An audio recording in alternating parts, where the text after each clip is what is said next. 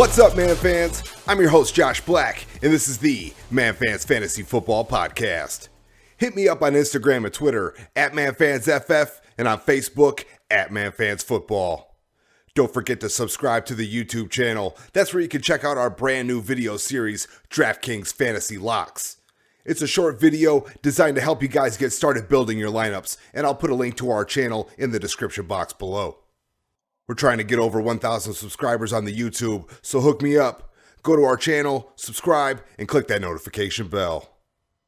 NFL Week 6 is here, and Man Fans know what time it is. It's time to get down to business with that Week 6 Draftkings Fantasy Preview. As always, I'm going to give you my top plays for Sunday's main slate. We'll break down every position using Draftkings pricing, Pro Football Focus statistics, and betting lines by Bovada. Let's start under center. At first glance, all the value plays at quarterback seem to be under 6K. Guys like Fitzpatrick, Tannehill, Burrow, and Jones provide tremendous value, but little in terms of upside. I need a little more bang for my buck. That's why I'm paying up for Houston Texans quarterback Deshaun Watson. Houston's at Tennessee in a 3.5-point dog. DraftKings has him priced at $7,000, and Pro Football Focus has him projected for 21.1 fantasy points. And I like what I've seen out of Watson recently. Over the last 2 weeks, he's QB3 in fantasy scoring, averaging 330 yards per game passing with 5 touchdowns and 2 picks. However, it should be noted that those games were against Minnesota and Jacksonville, 2 defenses that rank near the bottom of the league in terms of fantasy points per game allowed to opposing quarterbacks. This week, it'll be a tougher test. Watson faces off against the Tennessee defense that ranks 14th against opposing quarterbacks. They looked pretty decent against Josh Allen last week, holding him to 18 fantasy points and turning the ball over 3 times. But this will be their second game in 5 days, and that bodes well for Watson. Dude's coming off his best fantasy performance of the season, and it looks like their passing game is really starting to gel. Will Fuller scored a touchdown in 3 straight games, and Brandon Cooks is looking like the PPR monster he used to be a couple years ago.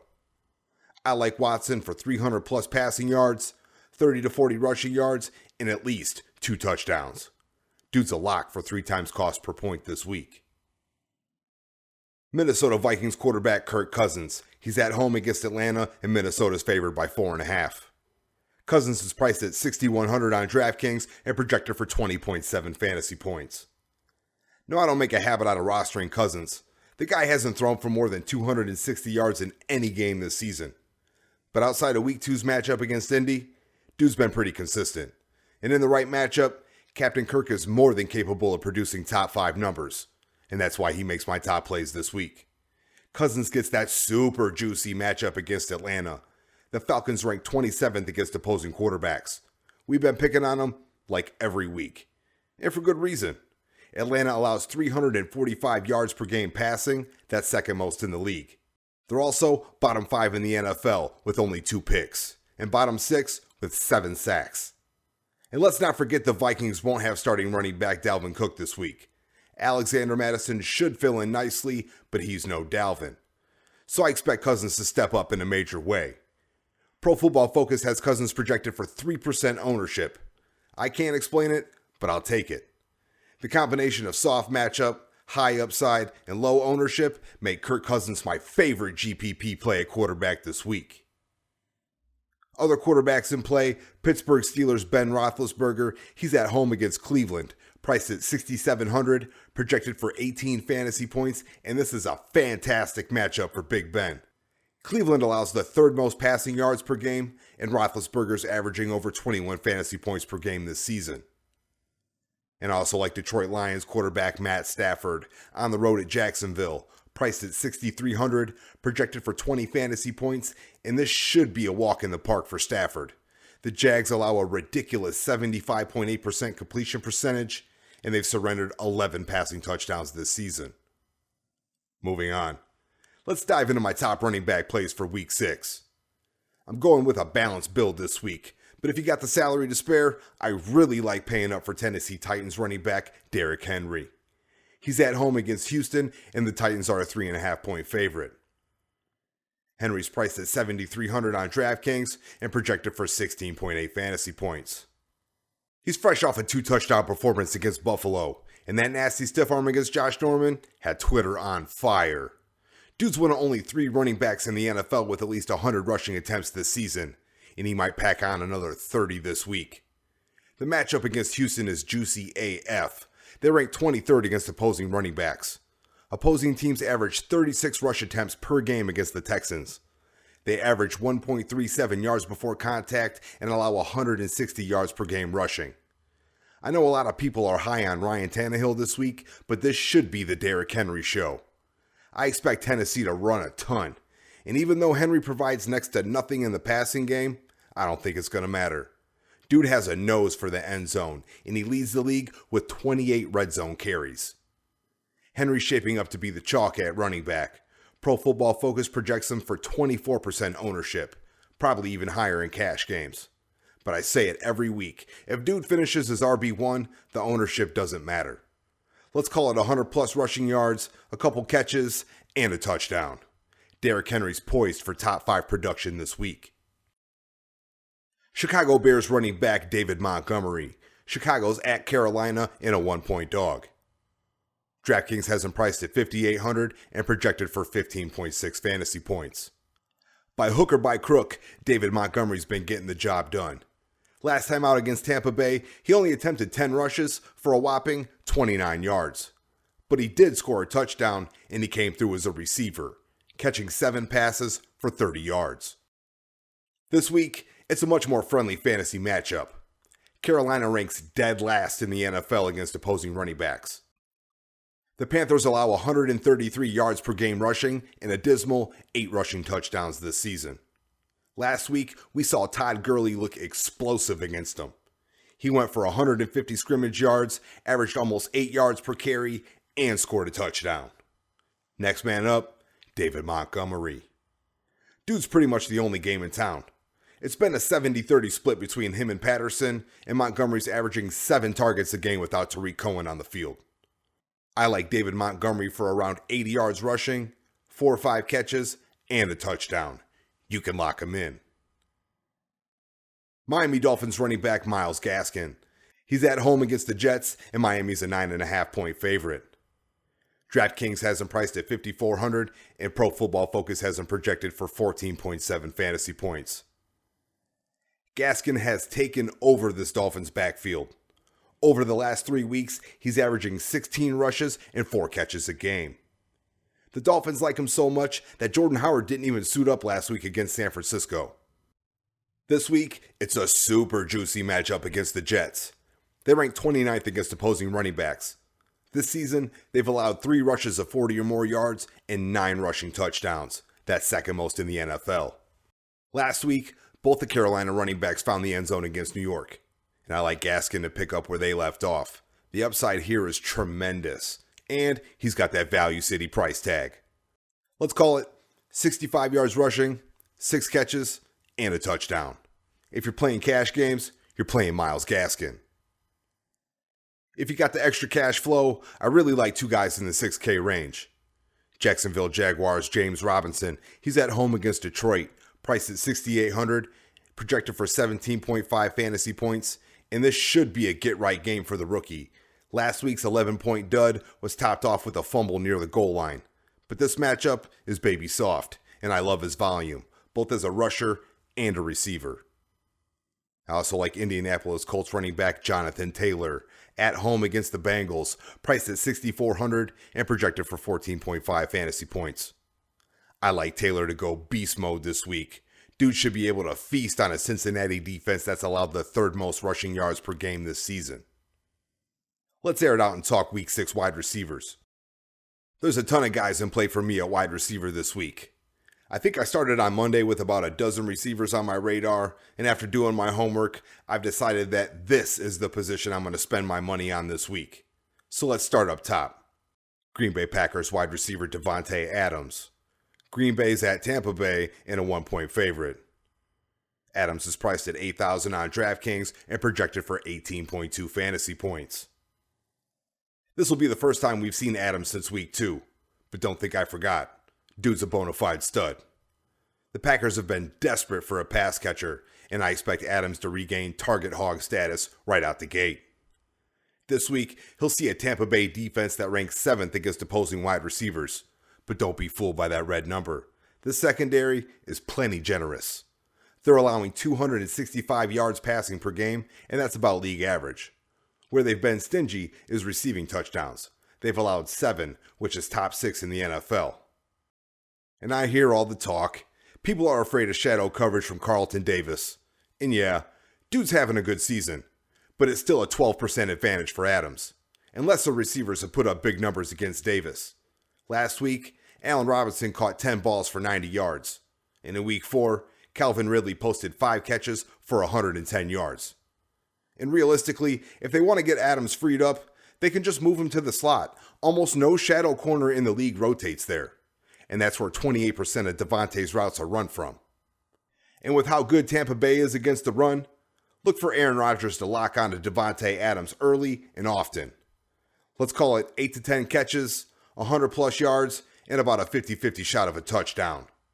I think a Rodgers-Adams stack has legit GPP winning upside this week. Minnesota Vikings wide receiver Adam Thielen. He's at home against Atlanta, and Minnesota's a 4.5-point favorite. Draftkings has him priced at 7,300 and projected for 19.7 fantasy points. Thielen has been ballin'. He's wide receiver 1 in fantasy scoring over the last 2 weeks, averaging 8 catches and over 100 yards per game, plus 3 total touchdowns. He'll look to keep that hot streak going this week against a decimated Atlanta defense. They've allowed the 4th most fantasy points per game to opposing wide receivers. Last week, they got ripped by all the Carolina pass catchers. They combined for 313 receiving yards and 2 touchdowns. Minnesota's been using Thielen more as an outside receiver this season, and he should be able to roast these Falcons DBs. Primary coverage will come from A.J. Terrell, who's given up catches at a 92% rate. And Pro Football Focus has that graded as a 49% advantage for Thielen. I think dude hits pay dirt for the 3rd consecutive week. He's a beast in the red zone. He leads the league with 11 red zone catches and 6 receiving touchdowns. I like Thielen for double-digit targets, 8+ receptions, 100+ yards, and a touchdown. You can lock him in.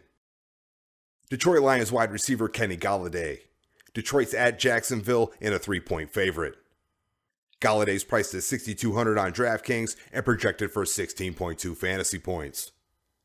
Last time we saw Kenny G was week 4. Dude led the Lions in targets, receptions, receiving yards, and he scored a touchdown. This week, he'll see a Jacksonville defense that ranks 18th against opposing wide receivers. The Jags allow 248 yards per game receiving, and they've surrendered 11 passing touchdowns. That's bottom 5 in the NFL in both categories. Golladay scored a touchdown in 2 straight games, and I like that trend to continue. He should see primary coverage from defensive back Chris Claybrooks, and dude's allowing 2.24 yards per route covered and a 77% catch rate. Pro Football Focus has that rated as a 52% advantage for Golladay. That's the biggest on the slate. I like Kenny Golladay for 6+ catches, around 100 receiving yards, and a touchdown. He's my favorite wide receiver to stack with Matt Stafford this week. Other wide receivers worth a look on this slate: New York Jets Jamison Crowder on the road at Miami. He's priced at 6,100, projected for 13.2 fantasy points. And even with Brashad Perryman set to return, I like Crowder to maintain his 25% target share. Plus, it's a 38% advantage matchup against defensive back Nick Needham. I also like Houston Texans wide receiver Brandon Cooks on the road at Tennessee. He's priced at 5,000, projected for 10 fantasy points, and I think Cooks smashes that projection. Dude's coming off a career game and is really building some chemistry with Deshaun Watson. Plus, Tennessee gave up quite a bit of slot production last week against Buffalo. And lastly, I like Cleveland Browns wide receiver Jarvis Landry on the road at Pittsburgh, priced at 4,900, projected for 12.7 fantasy points. And if there's a weak spot in that Pittsburgh secondary, it's slot coverage. Landry lines up there half the time, and primary defender Mike Hilton's been getting ripped on a weekly basis. Let's shift gears and talk about my top tight end plays this week. This year, tight ends have been ridiculously overpriced. But not to worry. I did a deep dive, and I got some stunners for you. Let's kick it off with Tennessee Titans tight end Jonnu Smith. At home against Houston, Tennessee's a 3.5-point favorite. Draftkings has him priced at $5,200, and Pro Football Focus has him projected for 14.3 fantasy points. The Titans have been hit hard by COVID, especially at wide receiver, and that's led to an increased usage for Jonnu Smith. Last week, he put in work against Buffalo. 5 catches, 40 yards, and 2 touchdowns. This week, he'll see a Houston defense that ranks 22nd against opposing tight ends. Last time out, the Jags tight ends were targeted 10 times against Houston, catching 6 of those passes for 36 yards. And if they're giving up that type of production to James O'Shaughnessy and Tyler Eifert, what you think Jonnu Smith's going to do to him? Dude's coming into this week as tight end 4 in fantasy scoring. Smith has 5 touchdown receptions, that's tops in the NFL. And all 5 of those touchdowns have come in the red zone, an area where Houston allowed 2 receiving touchdowns last week. Since Jonnu's last game was played after DraftKings priced this slate, we're getting the deep discount. Dude scored 21 fantasy points last game, and his price increased $100. So you gotta love it. I like Smith for 4 or 5 catches, 60+ receiving yards, and a touchdown. Sounds like the recipe for mucho fantasy goodness. Other tight ends in play this week, Pittsburgh Steelers' Eric Ebron, at home against Cleveland, priced at $4,100, projected for 8.9 fantasy points, and he's been heavily involved, averaging 6 targets over the last 3 games. Plus, we all know how bad Cleveland's been against opposing tight ends. And I also like Indianapolis Colts' Trey Burton, at home against Cincinnati, priced at $3,100, projected for 11.5 fantasy points, and with Mo Alley-Cox out, Burton solidified as Indy's top tight end. He's seen 11 targets in 2 games, and it's a nice matchup against the Bengals. Let's round out the Week 6 preview with my top plays at defense. Anybody who listens to this show already knows. I plant my flag at defense and go 100% exposure. And this week, I'm going with New England Patriots defense. At home against Denver, New England's a 9-point favorite. The Pats are priced at $4,200 and projected for 6.9 fantasy points. I've been dying to play these guys. Last time out, the Pats defense actually outplayed the box score. They held CEH under 65 yards rushing and limited Travis Kelce to 10 fantasy points. This week, they get a fantastic matchup against Denver.